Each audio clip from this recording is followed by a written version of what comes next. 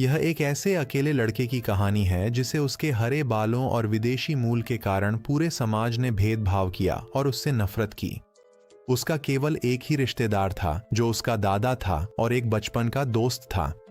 लेकिन उसी परिस्थिति से वह लड़का उठ खड़ा हुआ और उसने दुनिया का रहस्य खोज निकाला और वहीं से उसने पूरी दुनिया को एक प्रलयकारी आपदा से बचाया। लेकिन इसकी कीमत उसे अपनी ही उस दुनिया में अस्तित्व खोकर चुकानी पड़ी जिसे उसने बचाया था। और हमारी कहानी शुरू होती है। अल-फुकाई एक अनाथ लड़का है। उसके पिता की बहुत पहले मृत्यु हो गई थी और उसकी माँ भी अचानक 10 साल पहले गायब हो गई थी जब वह बहुत छोटा था। वह अपने दादा के साथ ओकिनावा के एक द्वीप पर रहता था। आओ की दोस्त नारू के भीतर एक अनजान महान शक्ति थी। इस कारण नारू का शरीर कमजोर रहता था और उसे लगता था कि वह जन्मजात कमजोर है। उस दिन आओ ने जंगल में नारू का खोया हुआ पालतू स्लॉथ ढूंढने में उसकी मदद की। स्लॉथ को ढूंढकर और नारू को सुरक्षित जगह पहुंचाने के बाद आओ वापस गया ताकि वह आम इकट्ठा करने का अधूरा काम पूरा कर सके। इसी दौरान एक समूह था जो सेना के लिए सामान ले जा रहा था, जिसकी अगुवाई गजेल नामक एक व्यक्ति कर रहा था। हालांकि वे जापानी सेना पर ज्यादा भरोसा नहीं करते थे, फिर भी वे पैसे के लिए काम करने को तैयार थे। अचानक गजेल के उड़ने वाले यंत्र में खराबी आ गई, जिससे वह नियंत्रण खो बैठा और समुद्र तट की ओर गिरने लगा। आल ठीक सामने था, इसलिए गजेल को टकराने से बचने के लिए जल्दी से दिशा बदलनी पड़ी। इसके बाद गजेल बाहर कूदकर आल को डांटने लगा क्योंकि देर हो चुकी थी और वह अभी भी वहीं था। आल ने गजेल को डांटा क्योंकि उसकी लापरवाही से हादसा होते बचा था। पिप्पो ने दौड़ते हुए सामान गिरा दिया तो गजेल ने आल को जाने दिया ताकि वह सामान उठा सके। फिर आल ने पास पड़ा कंगन उठाकर छुपा लिया। हान ने गजेल को बताया कि उसका वाहन इतना खराब है कि अब ठीक नहीं होगा। डिलीवरी की समय सीमा करीब थी और गजेल को याद आया कि आओ के घर में वाहनों की मरम्मत के लिए कुछ अतिरिक्त पुर्जे हैं, तो उसने बेशर्मी से आओ से मदद मांगी। लेकिन ठीक उसी समय गजेल के वाहन में अचानक ऊर्जा का विस्फोट हुआ और उसने आकाश में एक प्रकाश स्तंभ छोड़ दिया। सब कुछ अस्त व्यस्त हो गया, इसीलिए आओ को पहले भागना पड़ा। हालांकि गजेल के समूह को शुरू से ही पता था कि यह काम आसानी से नहीं होगा। एक सैन्य अड्डे पर उन्होंने उस ऊर्जा स्तंभ का पता लगाया और अनुमान लगाया कि कोई आपदा होने वाली है। दुर्भाग्यवश जिस स्थान पर आपदा घटी वह जापानी सेना और ओकिनावा द्वीप गठबंधन के बीच विवादित क्षेत्र था, जहां उनके लिए हस्तक्षेप करना मुश्किल था। आओ नारू को सुरक्षित स्थान पर ले जाने के लिए उसे ढूंढने लौटा, जबकि प्रकाश का स्तंभ गायब हो गया था। समुद्र तट पर एक विशालकाय जीव पीछे छूट गया था। गजेल के समूह ने कुछ वाहन चुरा लिए थे ताकि वे माल पहुंचाने के लिए भागना जारी रख सकें। आओ नारू को निकालने ले जा रहा था, तभी उसने देखा कि द्वीप पर एक एलियन जीव प्रकट हो गया है। उसे देखने में इतना ध्यान था कि उसने सड़क पर ध्यान नहीं दिया और गाड़ी सड़क के किनारे से टकरा गई। खुद को संभालने के बाद वे आगे बढ़ते रहे। पुलिस और दमकल कर्मियों ने निवासियों को निकालना शुरू कर दिया। जब आओ अपने दादा के क्लिनिक लौटा तो उसके दादा को अचानक अस्पताल जाना पड़ा। उन्होंने आओ से कहा कि वह जल्दी सो जाए क्योंकि कल उसे स्कूल जाना है। लेकिन आओ काम पर जाना और उनकी मदद करना चाहता था। फिर भी उसके दादा ने कहा कि बड़ों का कर्तव्य है कि वे बच्चों को स्कूल भेजें, भले ही वह आओ के जैविक दादा न हों। इसी बीच गजेल के समूह ने जापानी सेना को सामान सौंपा, पर उनके पास वह कंगन नहीं था जो आओ ले गया था। गजेल ने खोई वस्तु ढूंढने का फैसला किया ताकि बाकी पैसे मिल सकें। उसी समय आओ ने नाव को उसका हाल पूछने के लिए फोन किया। सब कुछ बेहतर लग रहा था और आओ ने योजना बनाई कि वह कल उसे कंगन देगा। अगली सुबह गजेल का समूह फिर से समुद्र तट पर लौटा, लेकिन वह एलियन जीव गायब हो चुका था और वहां केवल एक गहरा गड्ढा रह गया था। हान को शक था कि वह कंगन कल रात वाला बच्चा ले गया था, लेकिन गजेल उस स्थिति के बारे में सोच रहा था जिसे उसने अभी अभी अनुभव किया था। उसे शक था कि जापानी सेना कोई डरावना रहस्य छुपा रही है। उसी सुबह जब सभी लोग अपनी सामान्य जिंदगी में लौट ही रहे थे, अचानक द्वीप पर और पास के समुद्री क्षेत्र में 2 और प्रकाश स्तंभ प्रकट हो गए। आओ उसी समय पास में था जब वह विशालकाय जीव नीचे गिरा। उसने नारू और अपने दादा को फोन करने की कोशिश की, लेकिन नेटवर्क और संचार लाइनें दोनों ही ठप हो चुकी थीं। निवासियों ने एओ को एलियन के आने से पहले निकलने को कहा, पर बोलते ही राक्षस ने हमला कर दिया। एओ, वह तो बच गया पर चेतावनी देने वाले नहीं। राक्षस की गोलीबारी के बीच वह डर कर भागा। थकने पर एओ ने सोचा कि क्या वह इसे बदल सकता है। तभी कंगन अचानक चमककर उसके हाथ से छूट गया। कंगन लगातार चमकता रहा और एओ ने उस पर अपनी माँ का नाम देखा। उसकी माँ की यादें लौट आईं और उसे याद आया कि उसकी माँ यह कंगन पहना करती थीं।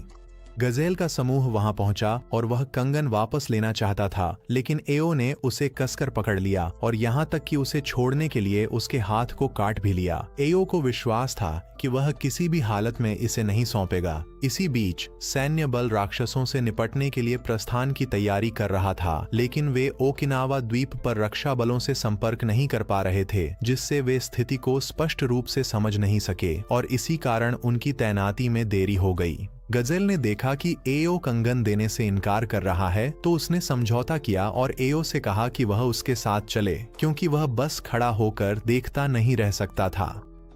उसी समय जापानी सेना को द्वीप की रक्षा बलों ने देख लिया और उन्हें भगा दिया गया। वे भागते रहे क्योंकि वे जानते थे कि द्वीप की रक्षा बलें उनका पीछा लगातार नहीं कर सकती, क्योंकि उन्हें अभी भी द्वीप की स्थिति का ध्यान रखना था। ठीक उसी समय जापानी जहाज पर एक गुप्त उपकरण ने राक्षस को सतर्क कर दिया और उसे उनके पीछे लगा दिया। गजेल ने अल से कहा कि उसका कंगन जापानी सेना के पास मौजूद एक हथियार की कुंजी है।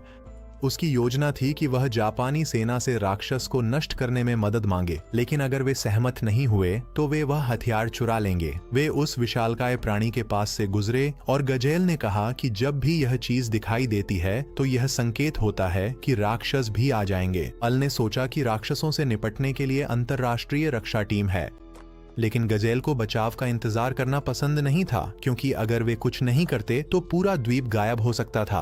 तभी हान ने पता लगाया कि जापानी सेना भागने की कोशिश कर रही है, तो गजेल तेजी से समुद्र की ओर दौड़ पड़ा। इसी समय जापानी सेना को एहसास हुआ कि राक्षस ने उन्हें निशाना बनाना शुरू कर दिया है। गजेल ने अपनी ग्रैपलिंग लाइन फेंकी ताकि वह जापानी जहाज से जुड़ सके, लेकिन जापानी सैनिकों ने उन पर बंदूकें तान दी और चेतावनी के लिए गोलियां चलाईं। उसी समय राक्षस ने फायरिंग शुरू कर दी और सीधे जापानी जहाज पर गोली चला दी।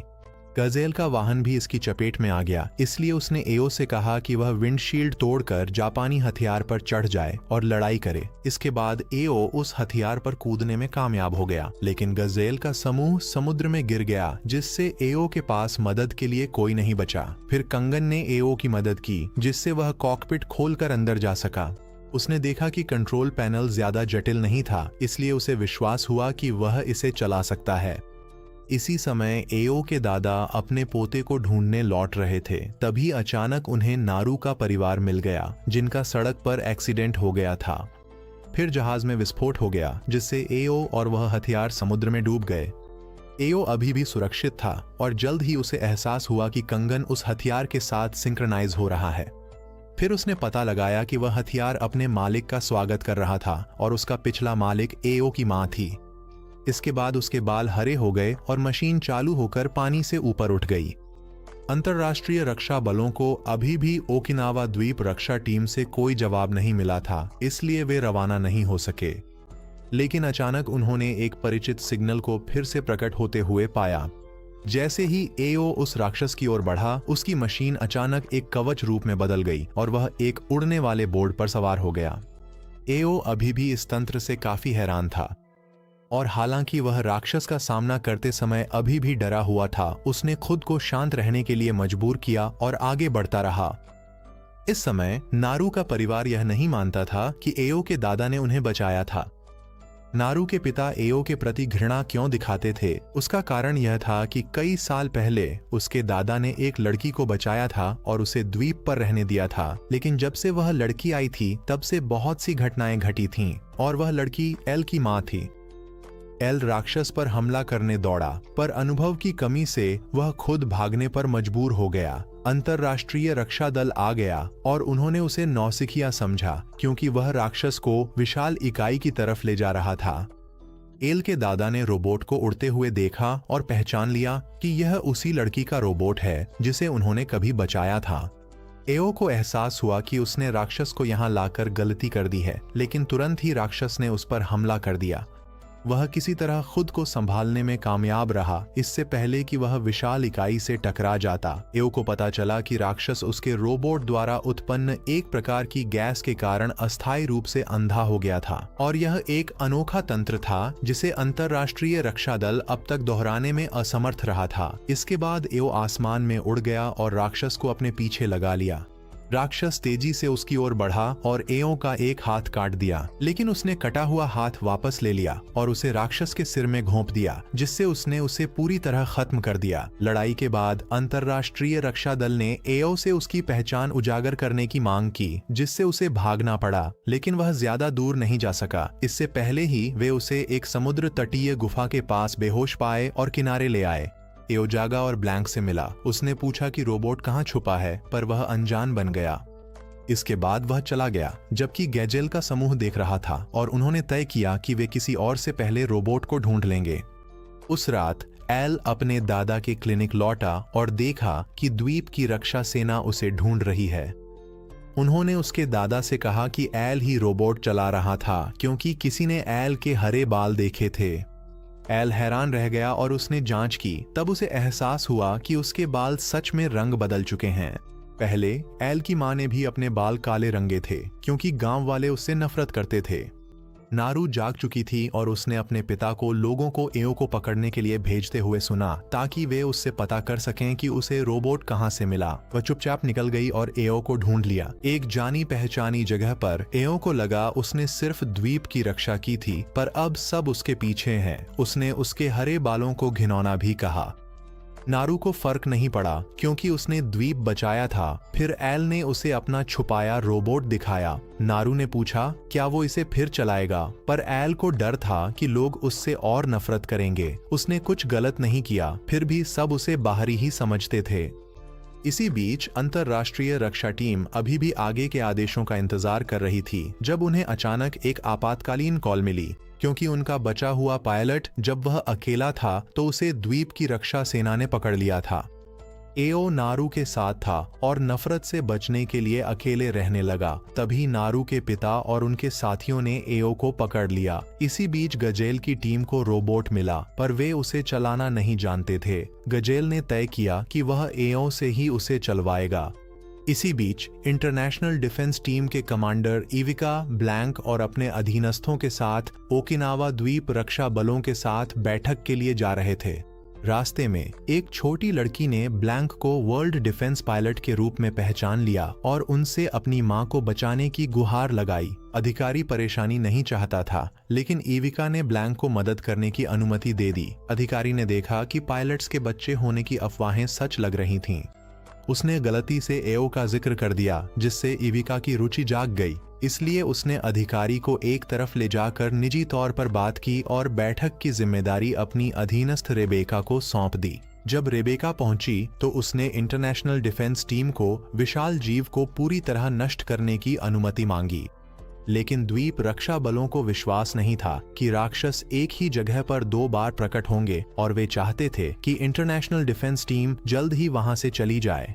इसके बाद रेबेका पकड़ी गई पायलट एलेना के पास गई, ताकि उसे स्क्वाड्रन में वापस लौटने के लिए कह सके, और उसने रेबेका को निजी तौर पर यह भी बताया कि उसे विशाल जीव का दूर से ही निरीक्षण करना चाहिए।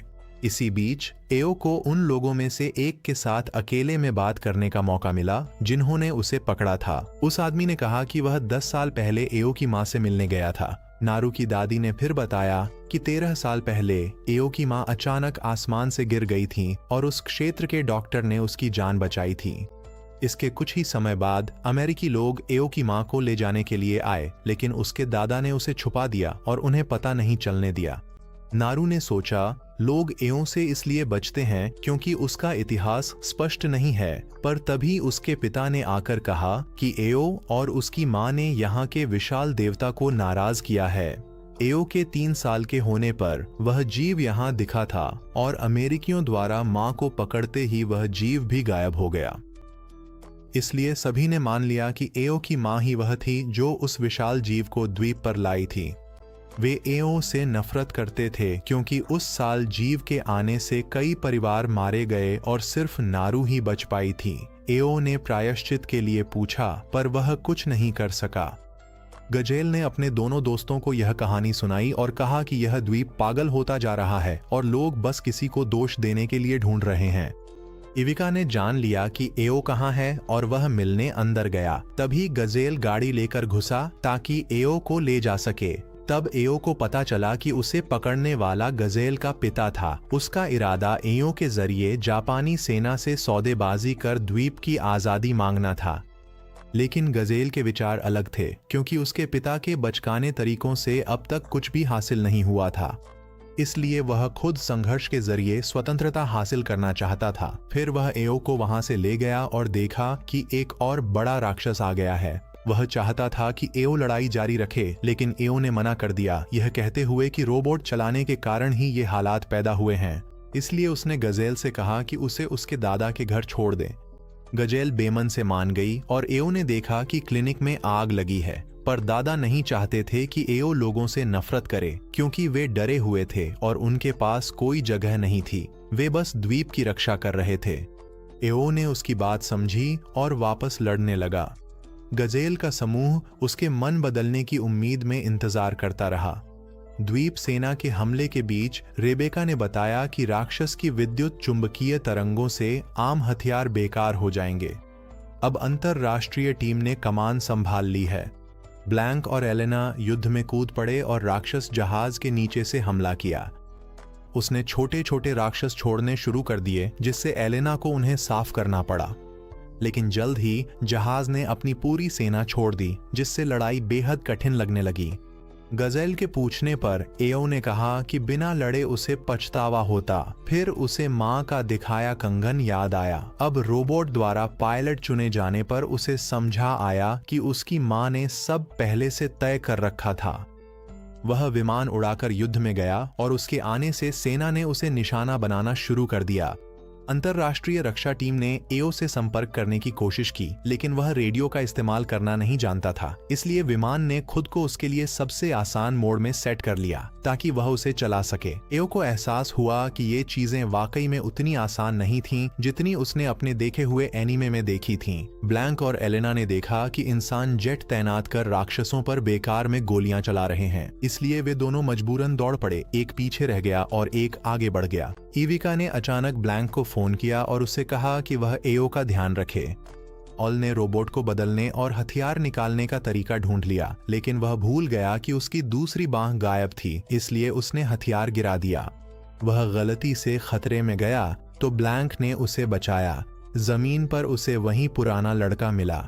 ब्लैंक ने कहा कि वह राक्षसी क्षेत्र में था और उनके जहाज के पास उनका अपना विशेष क्षेत्र है, और क्योंकि वे इस समय जमीन पर थे और सक्रिय क्षेत्र के बाहर थे, राक्षस बिना सोचे समझे हमला नहीं करेंगे और वह चाहती थी कि वह यहीं रुके रहे जबकि वह वापस लड़ाई में लौटे। वह चुपचाप बैठना नहीं चाहता था, इसलिए उसने उससे और उसकी टीम के सदस्यों से कहा कि वे सभी राक्षसों को दूर ले जाएं, जबकि वह मुख्य जहाज की ओर दौड़कर उसे नष्ट कर देगा। रेबेका एक ऐसे नौसिखिए पर भरोसा नहीं करती थी जो खुद एक टूटा हुआ रोबोट चला रहा था, लेकिन इविका ने एल पर दांव लगाने का फैसला किया।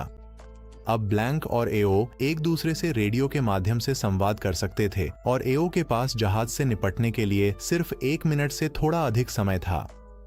वह उसके पीछे उड़ गया और उसने जो हथियार गिराया था उसे उठा लिया, और क्योंकि एओ का रोबोट पहली पीढ़ी का मॉडल था, वह अन्य रोबोटों के हर हथियार के साथ संगत हो सकता था। उसने जहाज पर चारों ओर गोलियां बरसाईं और जैसे ही राक्षसों ने उसे देखा, वह पहले ही इंजन तक पहुंच चुका था और उसमें गोलियां दाग दीं, जिससे पूरा जहाज विस्फोट हो गया। राक्षसों का जहाज नष्ट हो गया। अगले दिन गैजेल के समूह ने देखा कि अंतरराष्ट्रीय सुरक्षा टीम उस विशालकाय इकाई के साथ कुछ कर रही थी, और उसने पिप्पो को चारे के रूप में आगे कर दिया और फिर हान के साथ चुपके से अंदर घुस गया। दोनों ने देखा कि 2 विमान उसके अंदर से किसी तरह के हरे रंग के ब्लॉक निकाल रहे थे, जो ठीक वैसा ही था जैसा हान ने पिछली रात गैजेल की कार के अंदर देखा था, और इसी समय उल्कापिंड का कोर भी काम करना बंद कर गया। वह तुरंत वापस दौड़ा ताकि एओ को ले जाने से रोक सके। लेकिन रेबेका और एविका पहले ही नारू के घर एओ के दादा से मिलने पहुंच चुके थे और उन्होंने एओ को अपने साथ ले जाकर उसकी देखभाल करने की इच्छा जताई, लेकिन दादा चाहते थे कि एओ खुद अपने लिए फैसला करे। नारू भी जानना चाहती थी कि एओ कहाँ है, क्योंकि उसके बिना एओ निराशा में डूब जाएगा। कुछ दिनों बाद एओ को शहर ले जाया गया और बैंगनी शर्ट वाला आदमी उसकी मार्गदर्शना के लिए जिम्मेदार था। शहर में ही उसने अभी भी कई लोगों को युद्ध के खिलाफ प्रदर्शन करते देखा और बैंगनी शर्ट वाले आदमी ने कहा कि ऐसी चीजें हर दिन होती हैं। वह एओ को अपनी बहन की दुकान पर एक कटोरी नूडल्स खिलाने ले गया, लेकिन जब उसकी बहन अंदर गई तो वह खुफिया एजेंसी से संपर्क करने की कोशिश कर रही थी ताकि एओ को सौंप सके। बैंगनी शर्ट वाले आदमी और एओ दोनों ने यह सुन लिया और दुखी होकर बैंगनी शर्ट वाला आदमी एओ को वहां से ले गया। वह एओ को एविका के पास ले गया और यहाँ एओ की फिर से नारू से मुलाकात हुई। एविका ने एओ को उसके दादा का संदेश सुनाया, जिसमें कहा गया था कि वह रोबोट एओ की मां का था और एक बार वह उसे लेकर दुश्मन के इलाके में घुस गई थी और फिर कभी वापस नहीं आई। उसे डर था कि एओ भी वही करेगा, इसलिए वह चाहता था कि एओ मरे नहीं। कोई नहीं जानता था कि एओ की मां के साथ क्या हुआ, इसलिए एओ ने सच्चाई जानने के लिए इसमें भाग लेने का फैसला किया। नारू भी जाना चाहती थी, लेकिन उसकी बीमारी के कारण वह उसे अपने साथ नहीं ले जा सका। नारू ने उसे स्लॉथ दिया ताकि वह उसकी देखभाल करे, जिससे वह हमेशा उसे याद रख सके।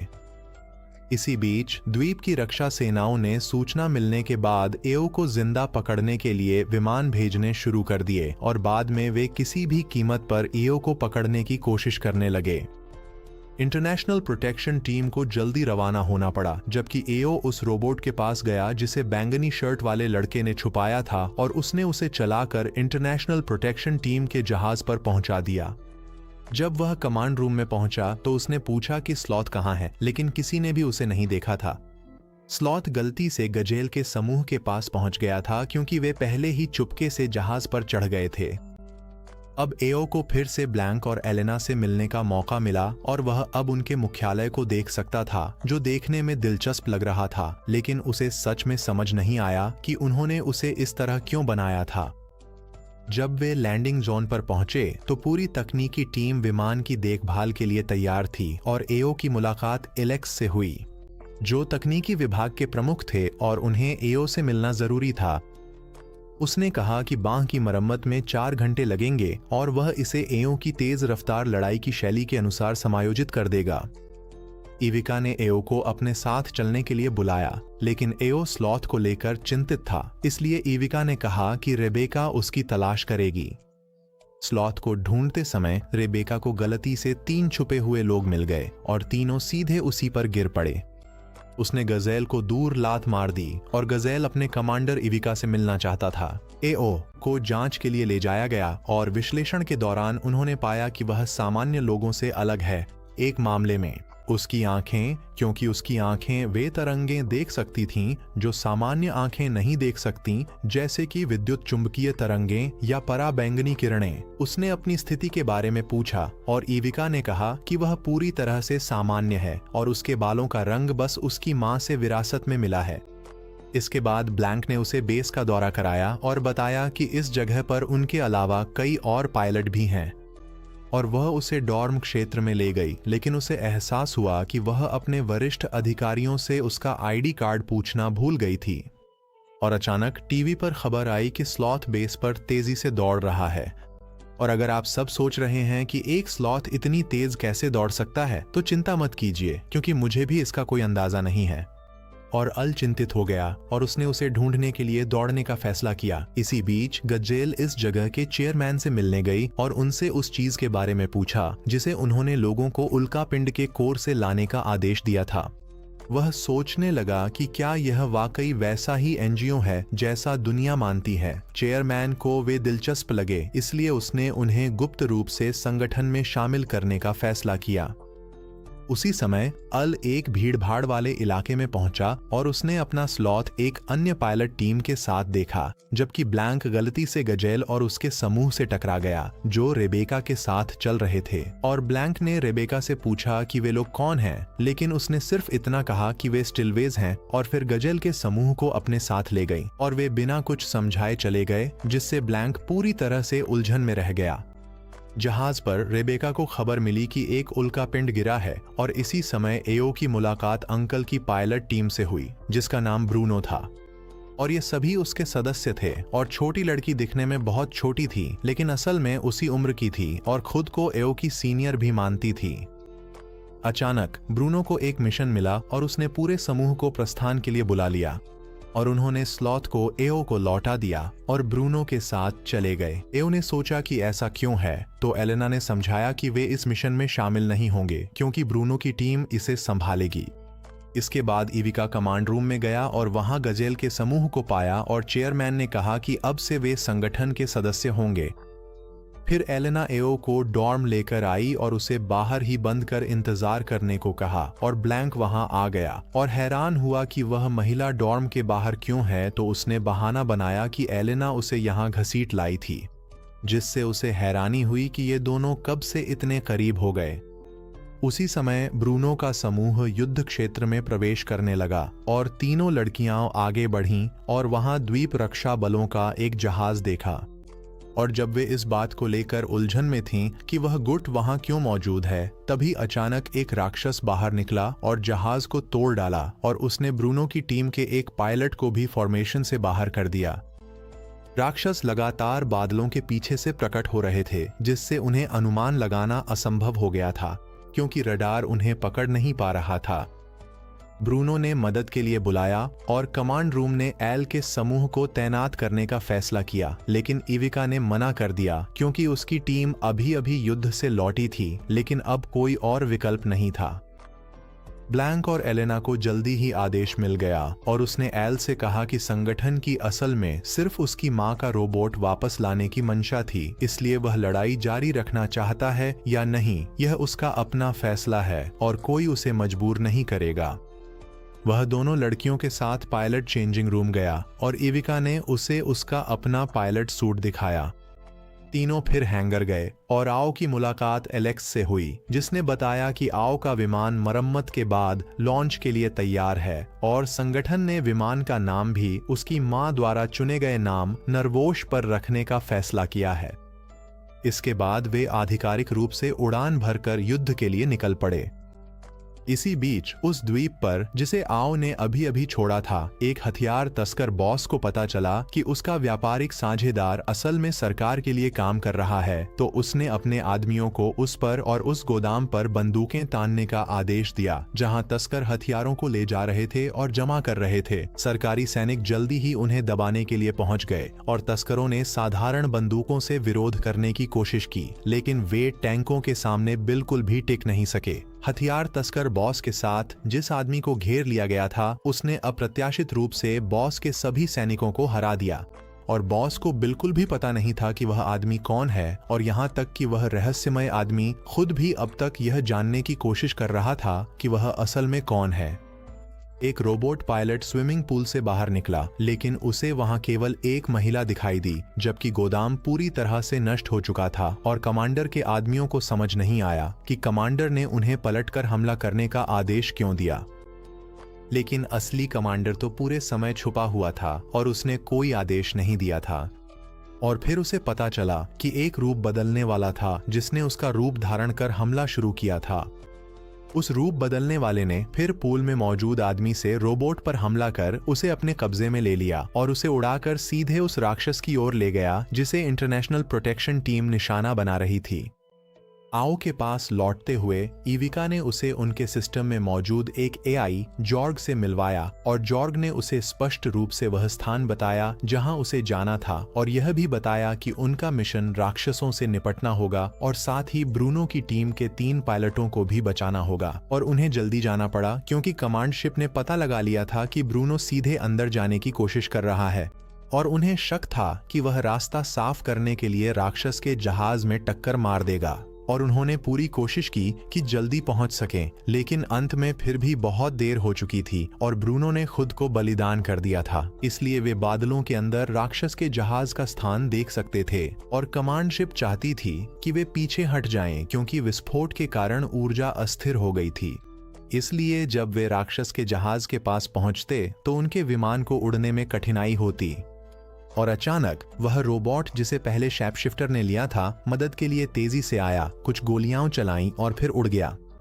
और आओ को यह नहीं पता था कि जो जहाज अभी उसकी मदद करने आया था वह दोस्त है या दुश्मन। और उसके बाद वे सभी एक साथ पीछे हट गए और कमांड शिप चाहती थी कि पूरी टीम सभी पायलटों को बचाने की कोशिश करे, साथ ही सभी क्षतिग्रस्त हिस्सों को इकट्ठा करके वापस लाए। और अल कुछ हद तक नाखुश लग रहा था क्योंकि प्राथमिकता मिशन लोगों को बचाना था, फिर भी संगठन टूटी हुई चीजें भी उठाना चाहता था। और जब वह शैपशिफ्टर के पास से उड़ रहा था तो उसने गलती से उस रोबोट को पहचान लिया जिसे ऑल चला रहा था और वह बेहद हैरान रह गया।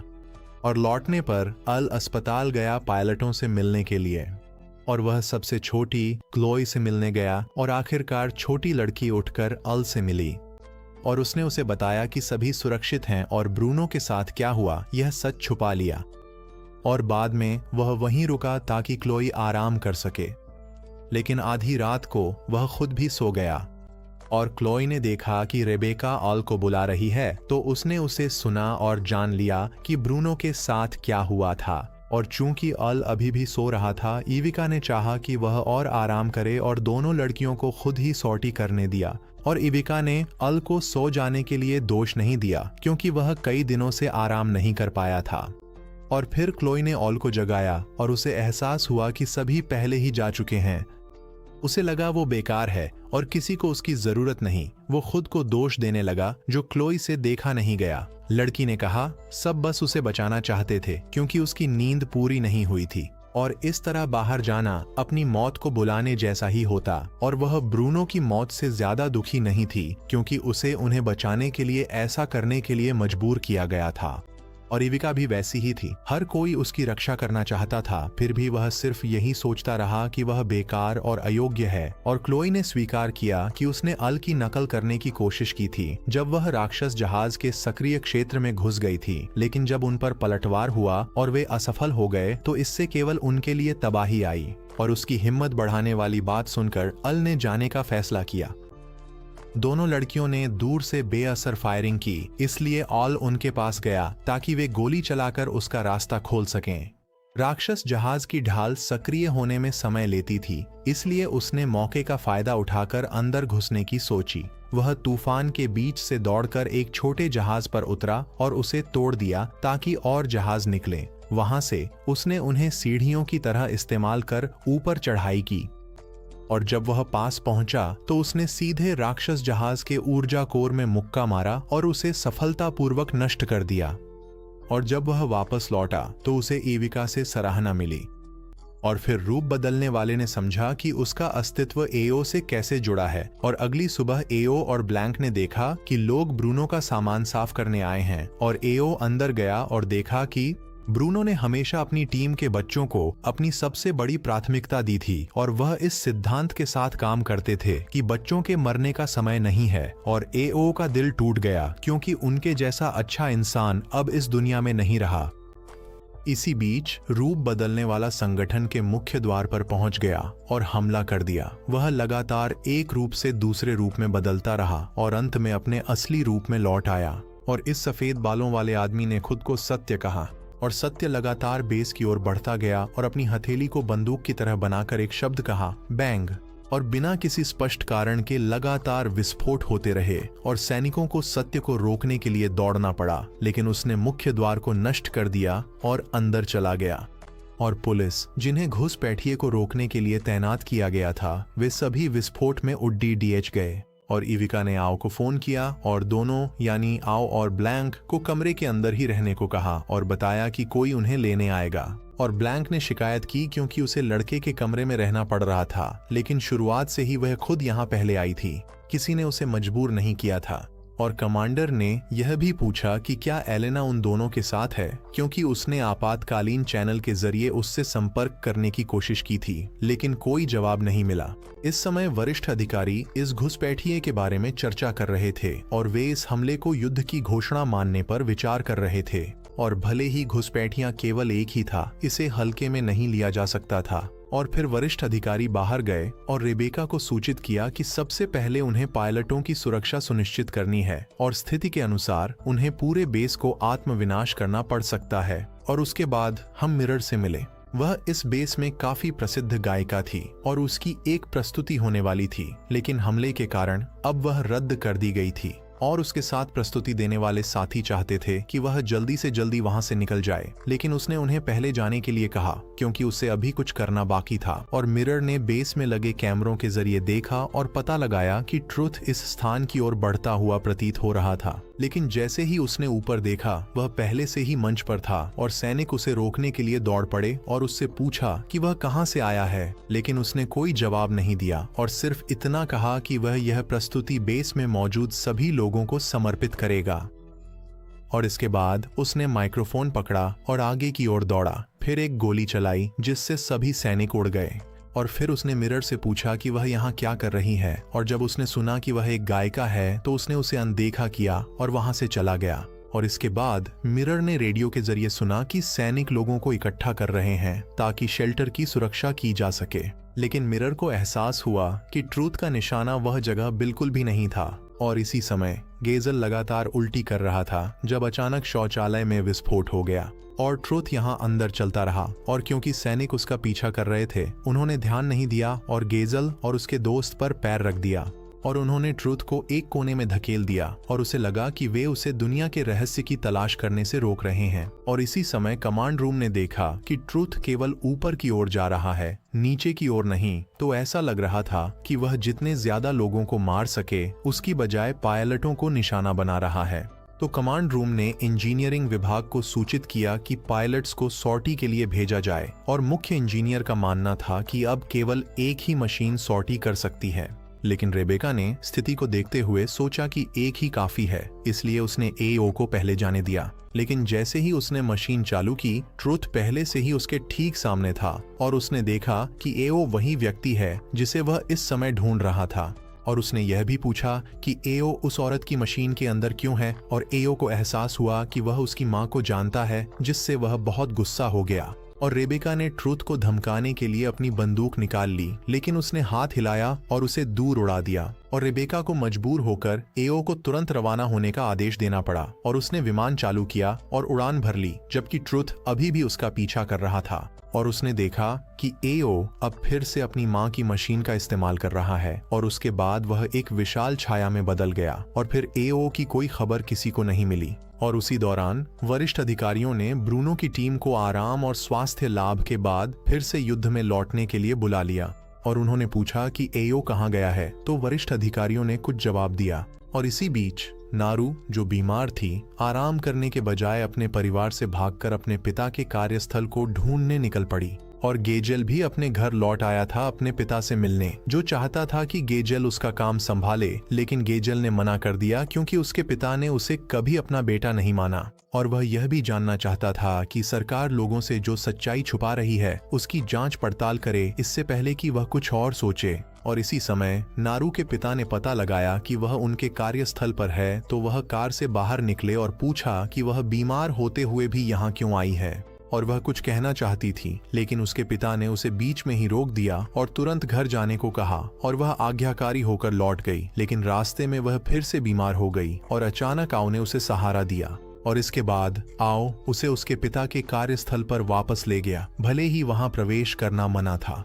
और फिर नारू आओ के पीछे पीछे एक अंदरूनी प्रवेश द्वार तक गई और हालांकि उसे आओ अजीब लगा, फिर भी उसने उसका पीछा करने का फैसला किया। और फिर नारू ने आओ से पूछा कि वह पहले से अब इतना अलग क्यों है, तो उसने कहा कि वह उसके कारण बदल गया है। और इसके बाद आओ ने नारू की सांस लेने वाली सहायता फेंक दी और कहा कि उसे उस चीज की जरूरत नहीं है और उसे गहरी सांस लेनी चाहिए। और अप्रत्याशित रूप से नारू ने खुद को बहुत स्वस्थ महसूस किया और वह अब बीमार नहीं थी। और निर्माण स्थल के बीच में मौजूद कोकून ने अचानक चमकदार कण छोड़ने शुरू कर दिए और आओ और नारू ऊपर की ओर तैरने लगे। लेकिन जब वे इसका आनंद ले रहे थे, नारू अचानक हकीकत में लौट आई और अचानक एक और आओ प्रकट हुआ और नारू से कहा कि वह वहां वाले से दूर रहे। और जब उसने पीछे देखा तो उसके पास खड़ा व्यक्ति पहले ही ट्रुथ बन चुका था और उसे आओ की याद आ गई और अब उसने नारू का नाम भी जान लिया। और आओ ने उससे कहा कि वह नारू से दूर रहे और उसी समय सैनिक भी वहां पहुंच गए, लेकिन उसने छत गिरा दी ताकि वे अंदर न आ सकें। और उसके बाद वह नारू को लेकर उड़ गया, लेकिन फिर उसे अपने वाहन के पास गिरा दिया। इसके बाद ट्रूथ वाहन में चढ़ गया और वहां से चला गया और नारू ने देखा कि गेजेल भी एक उड़ने वाली कार चला रहा है, तो वह उसका हाथ पकड़कर उसके साथ वाहन पर चढ़ गई। और आओ ने रोबोट को चलाकर ट्रुथ का पीछा किया और उसे लगा कि आओ का अस्तित्व शायद इस दुनिया की सच्चाई से जुड़ा हुआ है। लेकिन अप्रत्याशित रूप से नारू का अस्तित्व और भी अधिक दिलचस्प था और अल को विश्वास था कि नारू सिर्फ एक साधारण लड़की है। लेकिन ट्रुथ ने कहा कि ऐसा सोचना उसकी बहुत बड़ी नादानी है। और इसके बाद वह एक विशाल छाया में बदल गया और नारू को अचानक एहसास हुआ कि यह छाया उसके सपने में आई थी और उसकी रक्षा की थी। फिर वह गेजेल के वाहन से कूदी और अल को उसे पकड़ने के लिए तेजी से दौड़ना पड़ा। नारू जानबूझकर अल से बची क्योंकि उसे विश्वास था कि वह उड़ सकती है। वह सुरक्षित उतरी, पर खाई में गिरने से पहले ट्रुथ ने उसे थाम लिया ताकि वह बच सके। और अल दौड़ता हुआ आया। उसने नारू से कहा कि वह ट्रूथ से दूर रहे, लेकिन नारू उसके सामने खड़ी हो गई ताकि वह ट्रूथ की रक्षा कर सके। और उसे पता था कि ट्रूथ ही वह टुकड़ा है जिसकी उसे जरूरत है, और जब तक वह ट्रूथ के पास रहेगी वह उड़ने में सक्षम रहेगी। और इसके बाद ट्रूथ ने टेलीपोर्ट किया और नारू को अपने साथ ले गया। और ऑल ने नारू को पकड़ने की कोशिश की, लेकिन वह चूक गया। और इसके बाद वह अचानक बेस पर जाग गया और एलेना और ब्लैंक ने उसे बताया कि वह 3 दिनों से बेहोश था। और ब्लैंक ने उसे याद दिलाया कि वह और ट्रुथ एक दूसरे का काफी दूर तक पीछा करते रहे, लेकिन जब वे उसे मिले तो वह और विमान जमीन पर गिरकर दुर्घटनाग्रस्त हो गए थे, जबकि ट्रूथ गायब हो गया था। और बाद में ट्रूथ संगठन द्वारा वांछित घोषित कर दिया गया, जबकि अल खुश था यह सोचकर कि उसने जो कुछ भी देखा वह केवल एक सपना था। लेकिन ब्लैंक ने अफसोस के साथ उसे बताया कि जो उसने सपना देखा था वह सच था, क्योंकि नारू को ट्रूथ ने पकड़ लिया था। और इस समय सरकार इंटरनेशनल डिफेंस फोर्स से, जिसमें ऑल काम करता था, निराश थी क्योंकि सरकार ने उसमें बहुत पैसा लगाया था, लेकिन फिर भी उस जगह पर एक आतंकवादी आसानी से घुस आया और सब कुछ तबाह कर गया, जबकि वे कुछ भी करने में असमर्थ रहे। और अगले दिन इंजीनियर राहत की सांस ले रहे थे क्योंकि सब कुछ फिर से स्थिर हो गया था। तभी अचानक उन्होंने देखा कि अल का विमान उड़ान भर रहा है और मुख्य इंजीनियर को उसे रोकने के लिए दौड़कर विमान पर चढ़ना पड़ा और बिजली काटनी पड़ी। और इसके बाद रेबेका और एवाक ने कहा कि उनका काम आतंकवादियों का पीछा करना नहीं है, बल्कि विस्फोट होने से पहले राक्षसों से निपटना है। और अध्यक्ष को आकर पूछना पड़ा कि वे अल को सजा देने की क्या योजना बना रहे हैं। और एवाक ने अभी तक फैसला नहीं किया था, इसलिए अध्यक्ष चाहते थे कि इस बार अल को केवल चेतावनी दी जाए, क्योंकि उसने पहले ब्रूनो की टीम की मदद की थी। और अध्यक्ष पायलटों को अपने बच्चों की तरह मानते थे, इसीलिए वे ज्यादा सख्त नहीं होना चाहते थे। और ब्लैंक उनकी बातों से दुखी नजर आ रहे थे। और अगले दिन अल इधर उधर घूम रहा था और उसने महसूस किया कि उस पर नजर रखी जा रही है और वह जहां भी जाता कोई न कोई उसका पीछा करता। और जब वह ब्लैंक के घर के पास से गुजरा तो गेजेल भी वहां आ गया और अल चाहता था कि वह उसका पीछा करना बंद कर दे और गुस्से में वहां से चला गया। और ब्लैंक ने सोचा कि वह अल का पीछा क्यों कर रहा है, तो उसने कहा कि उसे अध्यक्ष ने अल पर नजर रखने का आदेश दिया है, लेकिन उसे छुपने की जरूरत नहीं है और वह इस तरह खुलेआम उसका पीछा कर सकता है ताकि उस पर दबाव बने। और उसे यह भी पता था कि ब्लैंक अध्यक्ष की बेटी है और उसका अपने पिता के साथ रिश्ता अच्छा नहीं है, और अल की भी यही स्थिति थी। और इसके कुछ ही समय बाद एक नया मिशन रेगिस्तान में सामने आया और संगठन को जल्दी ही इसकी जानकारी मिल गई और उन्होंने अल की टीम को मिशन पर भेज दिया। और इसी समय अध्यक्ष को मंत्री का फोन आया तो वह अपने कार्यालय में जाकर फोन उठाने लगे और मंत्री ने उनके संगठन को एक कप्तान की मौत होने देने और एक आतंकवादी को बेस में अराजकता फैलाने देने के लिए फटकार लगाई। और राष्ट्रपति उनके बचाव में कुछ नहीं कह सके क्योंकि चुनाव प्रक्रिया के दौरान उन पर अन्य अधिकारियों का दबाव था। तो अब अपनी काबिलियत दिखाने का एकमात्र तरीका यही था कि वे उस चीज को संभालें जो रेगिस्तान में गिरी थी। और इसी समय कमांडर रेबेका के साथ मिलकर इस मिशन के लिए जरूरी रणनीति तैयार कर रहे थे। और अब अल को यह भी पता चला कि अध्यक्ष ने किसी को उसकी निगरानी के लिए भेजा था, फिर भी वह कहता है कि वह पायलटों को अपने बच्चों की तरह मानता है। क्या बेहुदा बात है। और अब अल को यह भी पता चला कि ब्लैंक अध्यक्ष की बेटी है। और इसके बाद उन्हें अचानक सूचना मिली कि इस बार जो राक्षस दिखाई दिया है वह कई साल पहले प्रकट हुए प्रकार के बहुत ही समान है और यह आसमान में लगातार बिजली के तूफान पैदा कर सकता है और बहुत खतरनाक है। और अप्रत्याशित रूप से वरिष्ठ अधिकारियों ने इवैक को अध्यक्ष के आदेश से मिशन रद्द करने की सूचना दी और इवैक इसका उल्लंघन नहीं करना चाहता था, इसलिए उसने उन्हें वापस लौटने का आदेश दिया और बाद में वे कुछ खंडहरों के पास उतर गए। और ब्लैंक जानती थी कि इस तरह मिशन का रद्द होना जरूर किसी संगठन द्वारा उसके पिता पर दबाव डालने के कारण हुआ है और इतना बड़ा संगठन केवल अमेरिकी सरकार ही हो सकती है। जॉर्ग ने कहा कि यहाँ के लोग फिलहाल अमेरिकी सरकार के खिलाफ विरोध कर रहे हैं और तनाव इतना बढ़ गया है कि दोनों पक्ष युद्ध के कगार पर हैं। इसीलिए केवल राक्षस का जिक्र करना और एक विस्फोट कराना ही युद्ध शुरू होने का संकेत बन सकता है। एल को अपने गृहनगर में हुई घटना याद आ गई और वह तुरंत गुस्से में आ गया। उसने कहा कि अगर वे इसी तरह सब कुछ होने देते रहे तो यहाँ के लोग मर जाएंगे। इसके बाद वह भाग गया और ब्लैंक ने भी उसका पीछा करने का फैसला किया। बाद में दोनों फिर से एक सुनसान घर में मिले और ब्लैंक ने सुना था कि एल भी अपने पिता से नफरत करता है क्योंकि उसके पिता तब चले गए थे जब वह अभी बच्चा ही था। इसलिए उसे लगा कि वे दोनों बहुत मिलते जुलते हैं क्योंकि वह भी अपने पिता से नफरत करती थी। एल ने हैरानी जताई कि वह अध्यक्ष से नफरत करती है फिर भी यहाँ काम करती है। तब उसने एल को बताया कि 5 साल पहले वह और उसकी माँ एक भयानक हादसे का शिकार हो गए थे और जब उन्हें अस्पताल ले जाया गया तो डॉक्टर सिर्फ एक को ही बचा सकता था, इसलिए उसके पिता ने उसकी माँ की बजाय उसे बचाने का फैसला किया। वह समझती थी कि अगर उसके पिता ने उसकी माँ को चुना होता तो वह मर जाती, लेकिन फिर भी वह अपने पिता से नफरत करती थी क्योंकि उसने उसे इस बोझ के साथ जीने के लिए छोड़ दिया था। तभी कमांडर वहां दोनों को ढूंढते हुए पहुंचे और उन्हें खबर दिखाई, यह कहते हुए कि उस राक्षस ने यहाँ के लोगों को भारी नुकसान पहुंचाया है, इसलिए दुनिया ने दबाव बनाया और अमेरिकी सरकार से इन लोगों की मदद करने की मांग की है। इसलिए वापसी का आदेश रद्द कर दिया गया और वे मिशन जारी रख सकते थे। फिर पूरा दल ऑपरेशन शुरू करने के लिए जहाज पर लौट आया। टेकोनफ के कुछ ही समय बाद समूह को आखिरकार इस बार राक्षस की विस्तृत तस्वीरें मिल गईं। यह राक्षस चार्ज्ड कण छोड़ सकता था जिससे लगातार बिजली गिरती रहती थी और भले ही उनके रोबोट राक्षस के हमलों से बचाव के लिए शील्ड से लैस थे, ये बिजली की गड़गड़ाहट अलग अलग हमले थीं, इसलिए बस एक बार भी लगने पर पूरा सिस्टम तुरंत बंद हो जाता। जीतने का एकमात्र तरीका था कि सारी बिजली से बचने की कोशिश की जाए, जो कहना जितना आसान था करना उतना ही मुश्किल।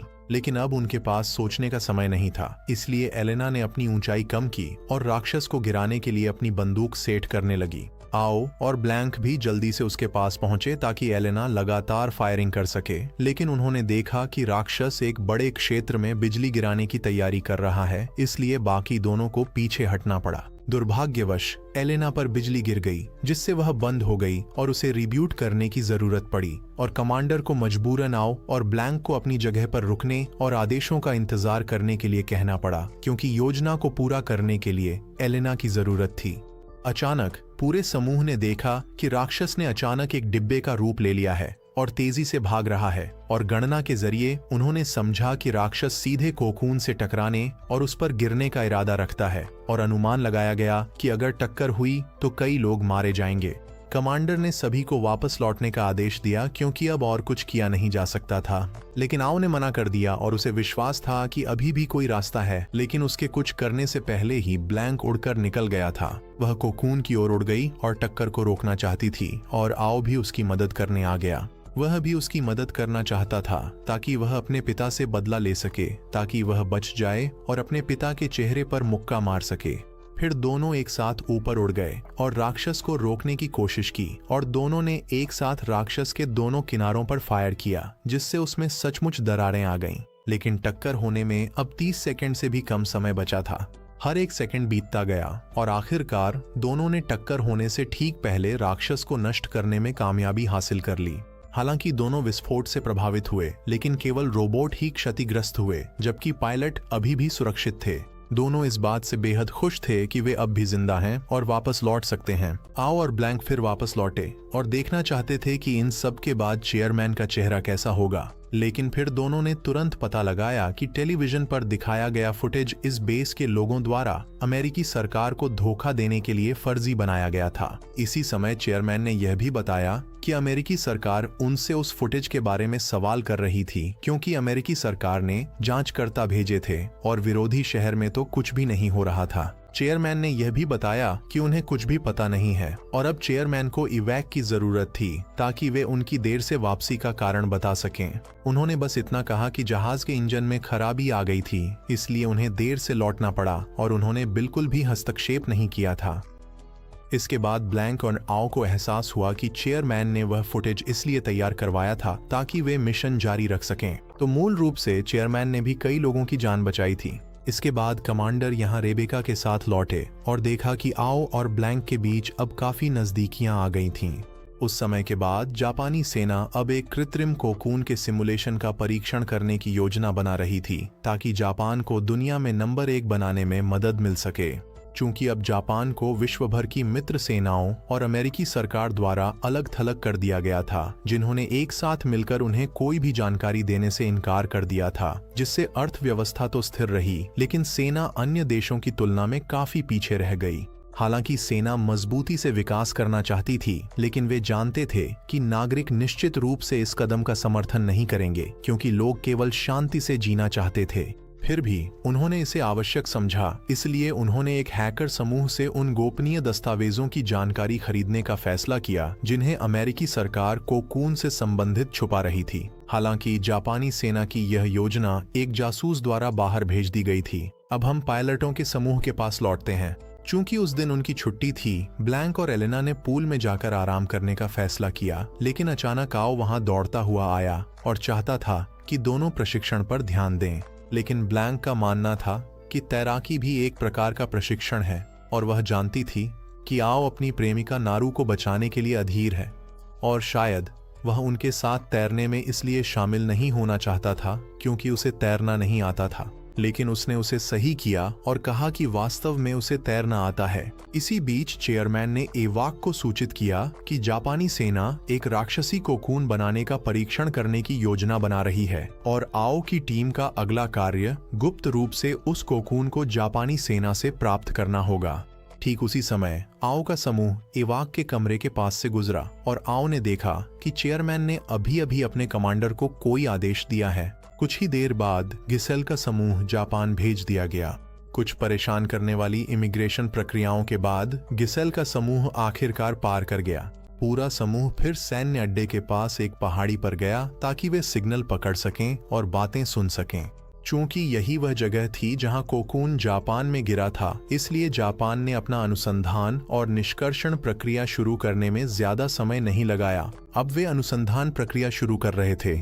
एक छोटे से प्रयोग के बाद कोकून में गतिविधि के संकेत दिखने लगे और जापानी सेना को विश्वास हो गया कि उन्होंने अब अपनी योजना का पहला चरण पूरा कर लिया है। जापानी सेना का पहला चरण सफल होने की खबर सुनकर गिसेल का समूह भी हैरान रह गया। आओ की टीम अभी भी समुद्र में बाहर आदेशों का इंतजार कर रही थी, क्योंकि वे और अंदर नहीं जा सकते थे, वरना उन्हें जापानी गश्ती जहाजों द्वारा पकड़ लिया जाता। आओ को नहीं पता था कि उन्हें और कितनी देर तक इंतजार करना पड़ेगा। तभी अचानक प्रकाश का स्तंभ दिखाई देने लगा, जो संकेत था कि राक्षस आ चुका है। जापानी सेना ने तुरंत राक्षस को पकड़ने का आदेश दिया ताकि वे उसे सैन्य हथियार के रूप में इस्तेमाल कर सकें, क्योंकि उनका मानना था कि जब तक उनके पास कोकून है, राक्षस उन पर हमला नहीं करेगा। लेकिन वे गलत थे, क्योंकि राक्षस ने फिर भी हमला करना शुरू कर दिया। इसके बाद आओ के समूह ने अपने विमान को पानी के नीचे चलाया ताकि वे कोकून की ओर बढ़ सकें। उन्हें तब तक रूपांतरण की अनुमति नहीं थी जब तक कि यह बिल्कुल जरूरी न हो, क्योंकि एक बार रूपांतरित होने के बाद उनके लिए लंबे समय तक पानी के नीचे काम करना बहुत मुश्किल हो जाता।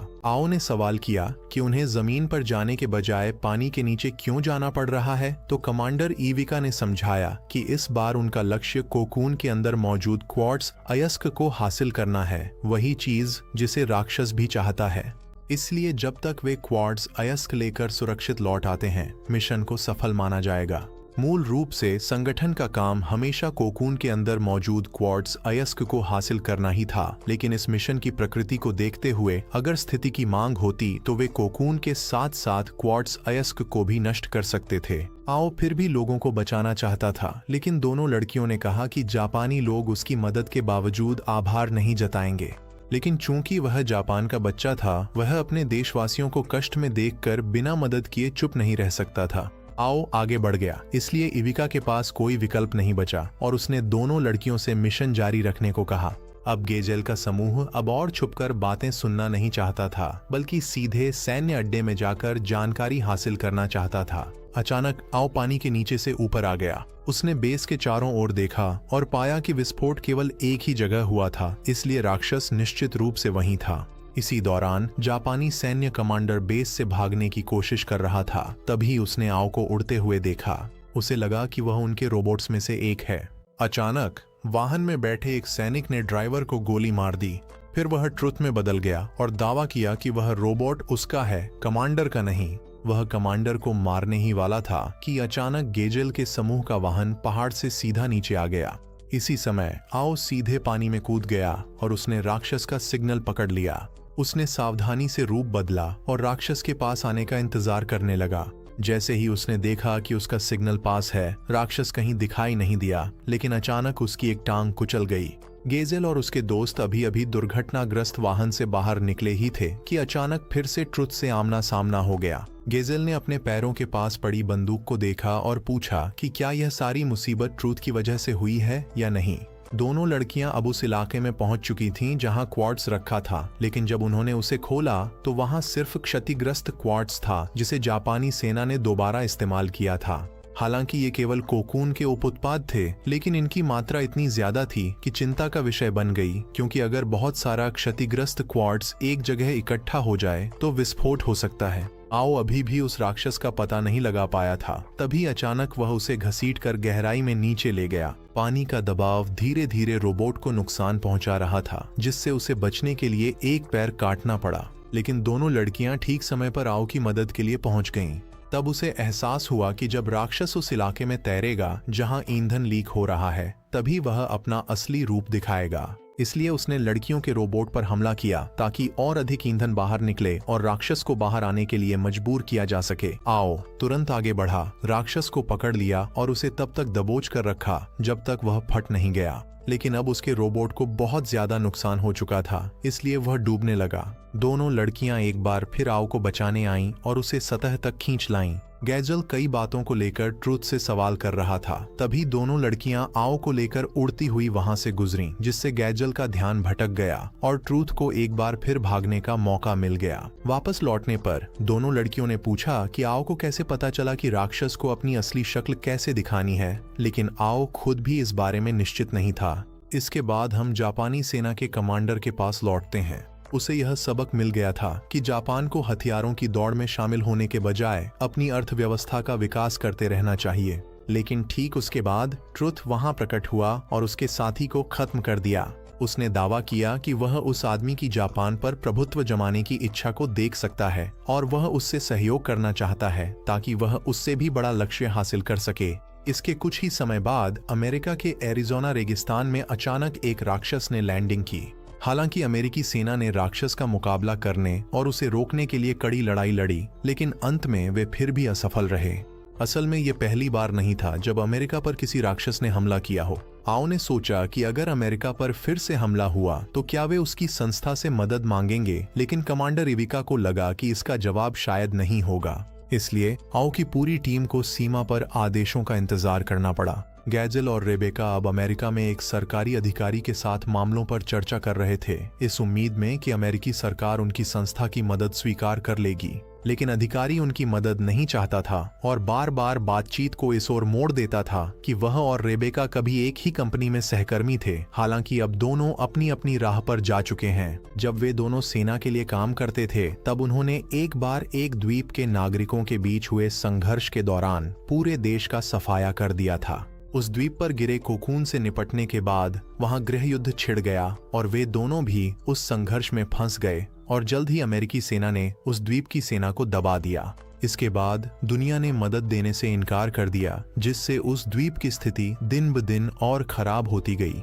गैजेल ने उस घटना के बारे में पहले ही सुन रखा था कि वह द्वीप अपने ही लोगों का कत्लेआम कर रहा था, इसलिए स्वाभाविक रूप से कोई भी ऐसी जगह की मदद नहीं करना चाहता था। लेकिन जो नरसंहार दुनिया को हो रहा था वह असल में उनकी पूर्व कंपनी के कारण हुआ था। उन्होंने दावा किया कि दुनिया के आज के रूप में विकसित होने के लिए यह आवश्यक था कि यह कार्रवाई न तो सही थी और न ही गलत और न ही किसी एक व्यक्ति की गलती थी। यह एक ऐसी कार्रवाई थी जिसकी जिम्मेदारी सभी प्रतिभागियों पर थी। रेबेका को लगा कि वह उस समय से बिल्कुल भी नहीं बदला है, जबकि उसने खुद उम्मीद की थी कि वह अपने अतीत की गलतियों की भरपाई के लिए काफी बदल चुकी होगी। लेकिन वह अब भी यही मानता था कि वह उसी तरह का काम कर रही है जैसा वह तब करती थी।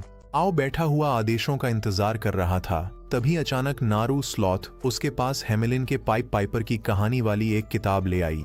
आओ को एहसास हुआ कि इविका द्वारा नेतृत्व की गई टीम का नाम पाइप पाइपर के नाम पर रखा गया था, इसलिए वह इसके पीछे के अर्थ के बारे में सोचने लगा। दोनों लड़कियों ने कहा कि यह नाम कमांडर इविका ने टीम को दिया था, इसलिए केवल वही इसका अर्थ जानता होगा। फिर जॉर्ग ने खुद को साहित्य के शिक्षक में बदल लिया और पाइप पाइपर की कहानी का अर्थ समझाया, लेकिन ऑल यह सुनना नहीं चाहता था, इसलिए वह स्लॉथ को ले गया और जब वह वापस आया तो जॉर्ग अब भी बोलना बंद नहीं कर रहा था। अचानक राष्ट्रपति ने फोन किया और बताया कि अमेरिकी सेना को एक और राक्षस का सामना करना पड़ा है, लेकिन क्योंकि इस राक्षस की गतिविधि का क्षेत्र काफी बड़ा था, सेना ने उसे रोकने के लिए पैदल सेना का इस्तेमाल किया। इविका ने अप्रत्याशित रूप से राष्ट्रपति से पूरी टीम को तैनात करने की अनुमति मांगी और जब राष्ट्रपति ने इसकी इजाजत नहीं दी तो उसने आदेशों की अवहेलना की और खुद ही निकल पड़ा। इसके बाद वह अल के साथ अमेरिकी क्षेत्र में प्रवेश कर गया। अल को एहसास हुआ कि यह एक दुर्लभ मौका था जब इविका ने सीधे राष्ट्रपति के आदेशों का उल्लंघन किया था। इविका को अमेरिकी सेना द्वारा राक्षस को रोकने के लिए पैदल सेना का इस्तेमाल करने को लेकर बुरा एहसास हो रहा था, इसलिए उसने हालात खुद देखने के लिए अपनी सीमाओं को पार कर दिया। फिर वे उस शहर में पहुंचे जिससे राक्षस के गुजरने की सबसे अधिक संभावना थी और वहां उन्हें अनायास ही कुछ लोग मिले जो अब तक वहां से नहीं निकले थे, तो वे नीचे उतरकर पूछने गए कि क्या हो रहा है। जब कमांडर ने पूछा कि वे लोग अब तक क्यों नहीं निकले, तो समूह ने कहा कि वहां खड़े उस आदमी ने उन्हें हेलीकॉप्टर में चढ़ने से रोक दिया था। फिर उसने खुद को ट्रूथ के रूप में प्रकट किया और उसने किसी को भी जाने नहीं दिया, क्योंकि वह चाहता था कि वे सब जागते हुए राक्षस के लिए बलि बने। अल ने नारू को उससे वापस लेने के लिए आगे बढ़ने की कोशिश की, लेकिन ट्रूथ ने अपनी शक्ति का इस्तेमाल कर अल को पास आने से रोक दिया। इसी समय अमेरिकी पैदल सेना एक बार फिर राक्षस के सामने असफल हो गई, जबकि रेबेका को वह सरकारी अधिकारी रोक रहा था जो अब भी उनकी संस्था से मदद स्वीकारने को तैयार नहीं था। जब अल को होश आया तो उसने पाया कि पूरी शॉपिंग डिस्ट्रिक्ट को ट्रुथ ने एक पत्थरीले पहाड़ पर टेलीपोर्ट कर दिया था। फिर राक्षस ठीक उनके सामने प्रकट हुआ और उसने छोटे छोटे राक्षस छोड़े जो लोगों की ओर उड़ने लगे। वहां मौजूद कई सैनिकों ने उन छोटे राक्षसों को मार गिराने की कोशिश की, लेकिन जैसे ही वे दिखाई दिए, छोटे राक्षसों ने तुरंत बिजली का एक झटका छोड़ा, जिससे जिस सैनिक को वह लगा वह तुरंत मिट गया। डर ने अल को पूरी तरह जकड़ लिया, जिससे वह अपनी जगह पर जम गया। इसलिए इविका को दौड़ कर आना पड़ा, उसे धक्का देना पड़ा और जल्दी अंदर भागने के लिए कहना पड़ा। अल अपनी जान बचाकर भागा, जबकि इविका को उसकी वापसी में मदद करने के लिए मजबूर होना पड़ा। ट्रुथ ने दावा किया कि इंसानों ने इन राक्षसों की असली प्रकृति को पूरी तरह से गलत समझा है। बाद में आम नागरिकों को शॉपिंग मॉल के अंदर छिपना पड़ा, क्योंकि छोटे राक्षस अभी भी बाहर गश्त कर रहे थे। इसके बाद रेबेका को राष्ट्रपति से एक रिपोर्ट मिली कि अब वह राक्षस बहुत अलग तरह से व्यवहार कर रहा है, क्योंकि उसने पहले कभी इंसानों को दुश्मन के रूप में नहीं पहचाना था, लेकिन इस बार उसके व्यवहार से लग रहा था कि वह विकसित हो गया है। राष्ट्रपति चाहते थे कि रेबेका उस अधिकारी से जल्दी बातचीत करे और अगर जरूरत पड़ी तो उसे किसी भी शर्त को तय करने की पूरी छूट थी। इसके बाद गिजेल ने देखा कि रेबेका अब भी हिचकिचा रही थी, शायद इविका की वजह से। कमांडर इविका ने फिर अल से माफी मांगी कि उसे इतनी खतरनाक जगह में घसीट लाया। उसने खुलासा किया कि वह कभी उस देश का सैनिक था जो उस द्वीप पर था जिसे रेबेका ने पहले नष्ट कर दिया था। हालांकि उसने उस युद्ध में बहुत कुछ खो दिया था, लेकिन उसे किसी से भी नाराज होने का कोई हक नहीं था, क्योंकि दोनों पक्ष बराबर के दोषी थे। इसी वजह से उसने अपनी गलतियों की भरपाई के लिए इस संगठन में शामिल होने का फैसला किया। हालांकि क्योंकि केवल नाबालिग ही रोबोट चला सकते थे, उसने पाइड पाइपर ऑफ हेमेलिन का नाम चुनने का फैसला किया ताकि वह खुद को उन बच्चों का अगुवा मान सके जिन्हें वह युद्ध में ले जा रहा है। बाद में एल शॉपिंग मॉल में घूम रहा था और उसने देखा कि सभी पुतलों को छोटे राक्षसों ने गोली मारकर टुकड़े टुकड़े कर दिया था, लेकिन एक पुतला जो एक टेंट के अंदर था वह पूरी तरह सुरक्षित था। कमांडर और कई सैनिक एक बचाव मार्ग खोलने का तरीका ढूंढ रहे थे। तभी एल अचानक एक टेंट लेकर बाहर भागा और सीधे छोटे राक्षसों के बीच में जाकर छिप गया। उन्होंने उसे देखा, लेकिन जैसे ही वह टेंट के अंदर गया वे वहां से चले गए। एल जल्दी से वापस भागा और कमांडर एविका को बताया कि उसने अभी अभी क्या परीक्षण किया है, क्योंकि उसने ऊपर के सभी पुतलों को नष्ट देखा था, लेकिन जो टेंट के अंदर था वह सुरक्षित था। इसलिए उसने समझा कि छोटे राक्षस इंसानों की पहचान उनके आकार से करते हैं। इसीलिए वह चाहता था कि सभी उसके साथ मिलकर बाहर निकलने का रास्ता खोजें। फिर सभी ने टेंट लिए और बाहर जाने की तैयारी की। वे एक कतार में चलने लगे और सफलतापूर्वक छोटे राक्षसों के पास से निकल गए। इसके बाद रेबेका ने गिजेल से कहा कि वह उसे उसके पूर्व बॉस के साथ कुछ समय के लिए अकेला छोड़ दे। गिजेल बाहर चली गई, जबकि अधिकारी अब रेबेका को मदद के लिए अनुरोध के साथ जाने देने के लिए तैयार था, लेकिन एक शर्त के साथ। उसने उस पर बंदूक तान दी और पूछा कि वह शर्त क्या है।